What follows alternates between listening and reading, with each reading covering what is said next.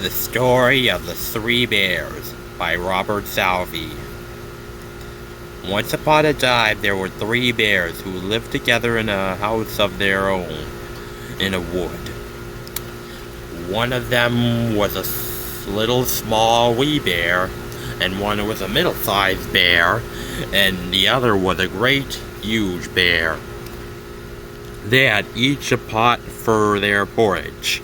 A little pot for a little small wee bear, a middle-sized pot for the middle bear, and a great pot for the great huge bear.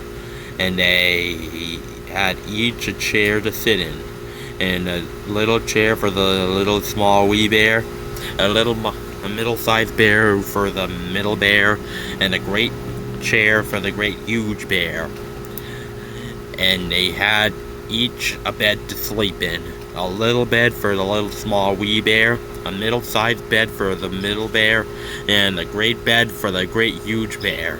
One day, after they made a porridge for the breakfast and poured it into their porridge pots, they walked out into the wood while their porridge was cooling, that they might not burn their mouths by beginning too soon to eat it.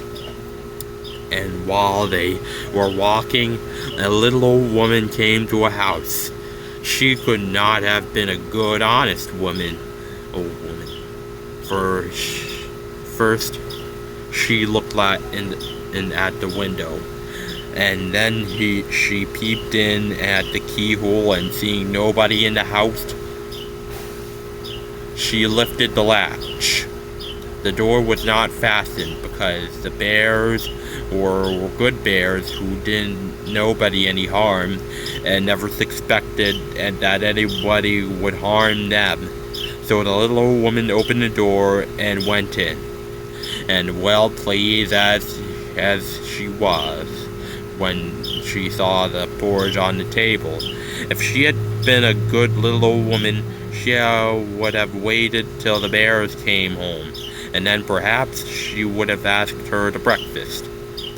For they were good bears, a little rough or so, as the matter of bears is, but it was all for the very good-natured and hospitable. But she was an impudent, bad old woman, setting about for helping herself.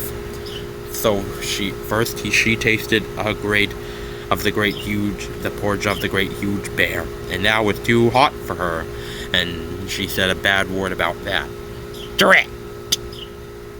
And then she tasted the porridge of the middle bear, and that was too cold for her, and she said a word about that.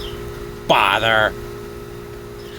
And then she went to the porridge of the little small wee bear, and that tasted that, and was neither too hot nor too cold, but just right. And she liked it so well that she ate it all up. But the naughty old woman said a bad word about the porridge pot because it did not hold enough for her. Drat and bother! Then the little old woman sat down in the chair of the great huge bear, and that was too hard for her. Then she sat down in the chair of the middle bear, but that was too soft for her. And that he sat down in the chair of the little small wee bear, and that was neither too hard nor too soft, but just right. So she seated herself in it. There she sat till the bottom of the chair came out, and now she came, plump upon the ground, and the naughty old woman said wicked words about that too. Drat! Bother! Both! Then the little old woman went upstairs at the bed chamber, where the bear slept. At first, she lay down on the bed of the little small great huge bear, and that was too high at the head for her. And next she lay down on the bed on the middle bear, and that was too high on the foot for her. And then she lay down upon the bed of the little small wee bear, and that was neither too high at the head nor at the foot, but just right. So she covered up comfortably, and there till she fell asleep.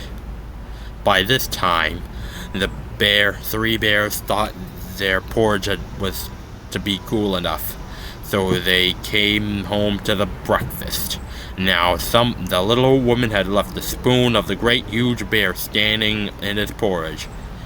"Somebody has been at my porridge," said the great huge bear in his great gruff voice. And when the middle bear looked at his, he saw that the spoon was standing in it too, though there were wooden spoons. If they had been silver ones, the naughty old woman would have put them in her pocket. "Somebody has been at my porridge," said the middle bear in his middle voice. Then the little small wee bear looked at his, and there was a spoon in the porridge pot, but the porridge was all gone. "Somebody has been at my porridge and has eaten it all up," said the little small wee bear in his little small wee voice. Upon this, the three bears, seeing that someone had entered their house and eaten up the little small wee bear's breakfast, began to look about them. Now the little old woman had not put the hard cushion straight when she rose from the chair of the great huge bear. "Somebody has been sitting in my chair," said the great huge bear in his great gruff voice.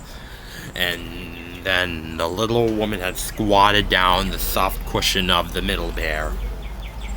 "Somebody has been sitting in my chair," said the middle voice in his middle voice. Little bear. And you know what the little old woman had done to the chair? "Somebody has been sitting in my chair and has sat in the bottom out of it." "Oh no," said the little small wee bear in his little small wee voice. Then the three bears thought it necessary that they should make further search. So they went upstairs into the bedchamber. Now the little old woman had pulled the pillow of the great huge bear out of his place.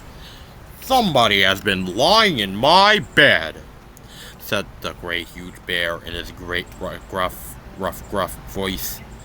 And the little old woman had pulled the bolster of the middle bear out of its place.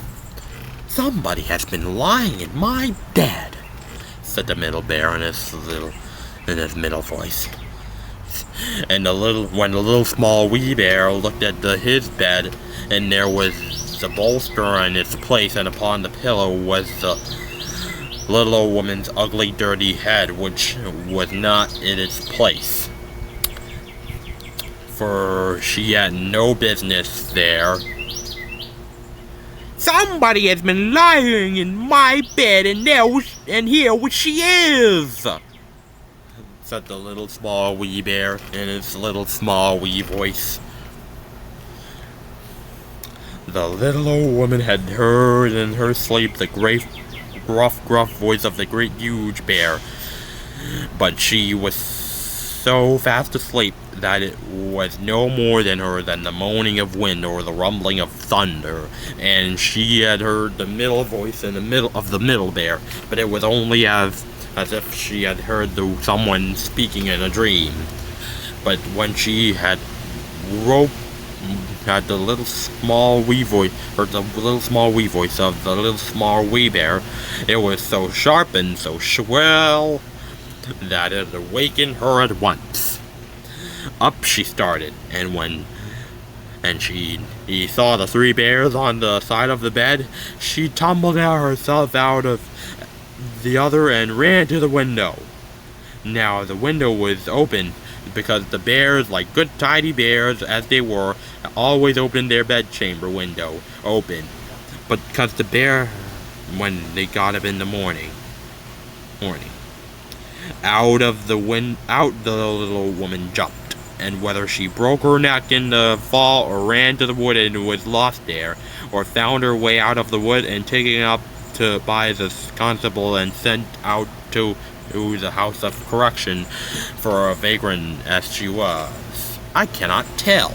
But the three bears never saw anything more of her.